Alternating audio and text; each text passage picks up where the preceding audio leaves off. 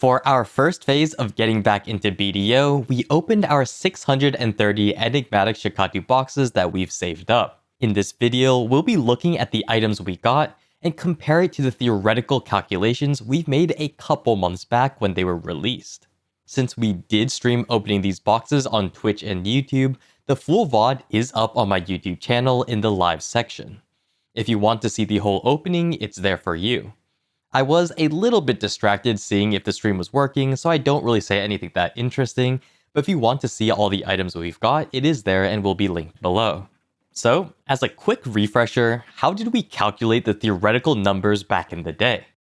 Well, at least with the Enigmatic Shakatu boxes, when they were released on the Pearl store, they did release the rates of all the items, even though it was a silver-only box. The only change we had to do to these numbers was redistribute the chances of getting another enigmatic box to the other items in order to make it easier to understand. We simply got the real rates, multiplied them by the value of each item to get the contribution each chance of getting an item gives to the overall value of the box. We finally summed up all these contributions to get the total value of this RNG box. With that number, we could see if it was worth it or not to buy these RNG silver boxes. Like most of these scam boxes, it ended up being okay. If you wanted to trade in pure silver for items with a slight bonus in value.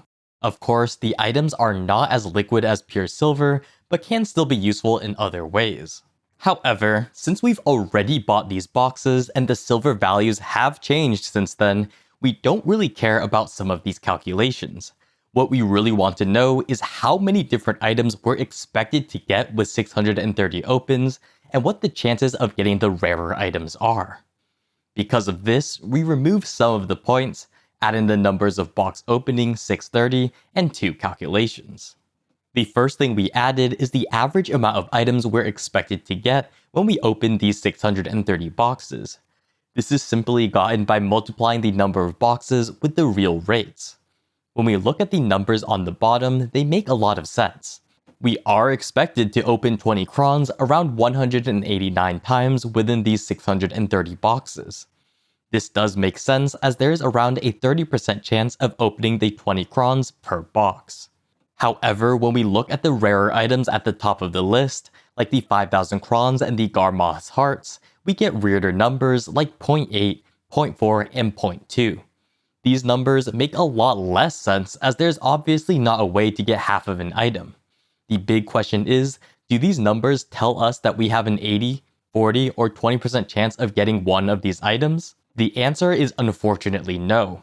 To find out the probability of getting an item, we need to use the second calculation, which is the chances of getting at least one of these items in 630 opens. To find this number, it's just a simple equation. We take 1 minus the rate and put that to the power of 630, which is the number of boxes we are opening.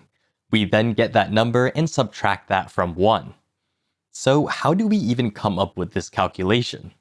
If we just got the rate of obtaining an item and put that to the power of 630, which is the same as multiplying the rate by itself 630 times, this would tell us the chances of only obtaining this single item in these 630 boxes.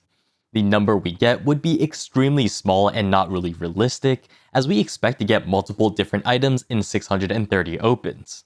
This is why we subtract the rate from 1 before putting it to the 630th power. Instead of obtaining only this item, this gives us the chance of not obtaining any of these items at all in these 630 boxes. After putting it to the 630th power, we then get that chance of not obtaining any of these items and subtract that from 1 again to get the chances of obtaining one or more of these items within these 630 opens. This may seem a little bit convoluted, but it's a pretty simple way to get the chances of obtaining at least one or more of an item within a certain amount of pulls. As we can see, the chances do differ quite a bit from the numbers we had earlier in the top part. Instead of 0.8 for an item, we get a 55% chance. Instead of 0.4, we get a 33% chance. And instead of 0.24, we get a 21% chance. Now, for the bottom numbers, we can see that most of them round up to a 100% chance, since it is extremely likely to get at least one of them in 630 pulls. They aren't actually a 100% chance, more like 99.9999, though we don't have enough decimal places to reliably show them. With these two calculations though, we can pretty reliably predict how many individual items we're going to get, along with the chances of getting the rarer items within our 630 boxes. Now, as mentioned earlier, we have opened all these boxes on our previous stream on YouTube and Twitch, which is saved as a VOD on YouTube. We are going to be streaming a little bit more, so if you're interested in what we're going to be streaming in the future, feel free to join my Discord for this YouTube channel. All announcements will be posted there. When we opened all these boxes, we made sure to keep them on a character with no other items, and keep track of our loyalties and Shakatu seals. With that being said though, now that we have all the items we ended up with, we can compare them to the number we just calculated to see if the theoretical numbers and predictions can be reliable.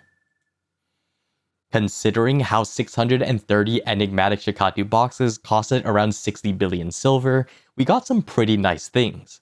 Around 5,300 raw crons, 8,000 crons from boxes, 3,000 memory fragments, loyalties, random items, and a ton of different stacks. We simply divided the total item count by however many items you get per open to get the total amount of times we got that item from each box. For example, sometimes you can open 20 crons at a time, and that would only be one open even though you get 20 crons. Of course, for the items that have multiple instances of getting them, like crons and memory fragments, we just made our best guessed assumptions based on the total amount of crons and memory fragments that we ended up with. For example, we could have gotten 5 20 cron opens rather than 2 50 cron opens, but we didn't track every single box, just the number of crons we ended up with. Still though, with all these numbers inputted in, we just have to compare the what we actually got category to the average category. We can see that for most of the high rate items, we got pretty close to the calculated average. Most of these items are only off by 1 to 2 different opens. It is really the mid-range items, the ones around 1 to 6% chance items, that we did have a big variance in opens. This does make sense though, as with these boxes, even a couple of misses can make the numbers seem quite different. Looking at the high value items though is where we see a lot of the missed opportunities and can use the chances row a lot more. With a 7% chance of getting items within 630 opens, it is unsurprising that we didn't get a single resplendent stone. Even with the Lightstone of Fire Strike, where you may assume on average getting 0.8 stones would be quite high, it still is a 55% chance of getting the stone, which means a 45% chance of not getting it even with 630 opens. We unluckily did roll the 45% chance, which is why we didn't end up with any. Overall though, what can we really say about the results and how they compare to our initial calculations? The biggest takeaway is that the numbers are honestly very close, and we can be pretty confident in our previous calculations along with the rates that PA releases on their main website. The predicted numbers and actual open numbers match quite well. 630 opens is quite a lot of trials, so we can be somewhat confident of our numbers.